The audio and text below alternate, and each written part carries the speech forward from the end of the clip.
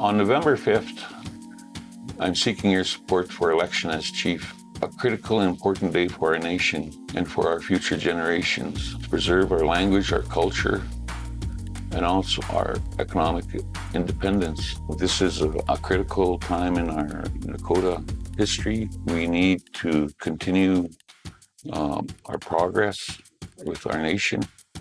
I think my past record as an employment counselor, I've working for Saskatchewan Indian Institute of Technology. I was awarded Employment Counselor of the Year several times, and helping my people with employment, training, and programming is showcasing that First Nations are just as capable as any other nation in fulfilling an occupation, employment, or a job, of getting a job done. So some of the accomplishments that we have when I was CEO and our board and staff at the MGBH Economic Development, or the ICIP $5.8 million grant for the Interpretive Cultural Art Gallery, our construction company with the building of the Lethbridge homes, the tiny homes, and the application for rapid housing for $6.6 million CMHC housing that we were funded for, the CERNAC application for unmarked graves and reconciliation. Now we wanted the bison come back home to us because the bison share, with the First Nation people is they went through a genocide of their own.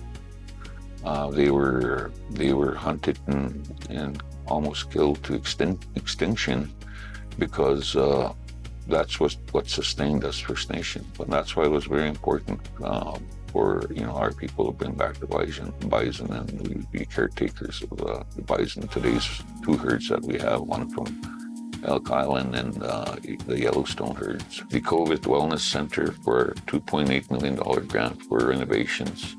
And at that time, during COVID, helping people that contracted COVID.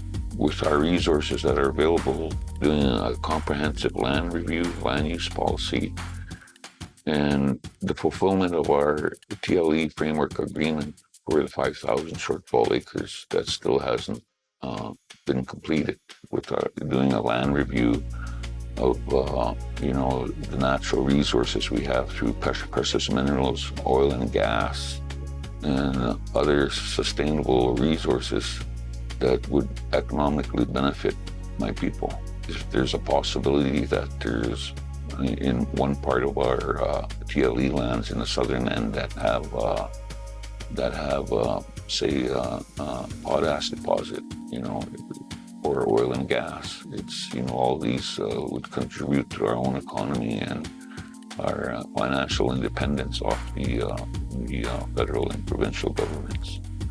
But it's having, developing a mandate for the leadership from the people, how do we, through that fiduciary commitment that we have to manage all of these resources and, developing and helping our people.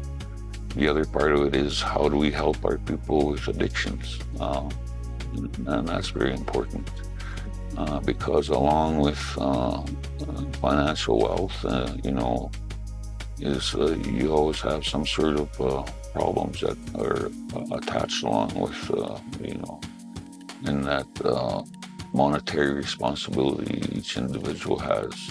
The other thing is doing a forensic audit on all the three claims that so far our nation has received.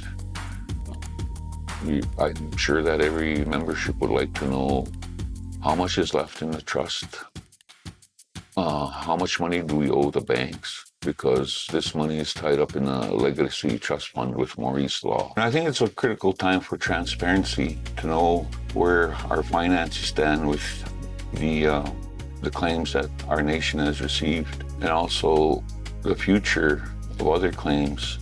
And our people need to be included in consultation with future claims. believe in my culture, respecting our elders, because every elder has a very large amount of knowledge in their own personal life, and it's seeking out those elders to share an advisory or as a knowledge keeper to share with the younger generation. The other part of it is working with the young people is, assisting them with their career paths, so that they have the tools and they have the resources available to help them and assist them in choosing a proper career path.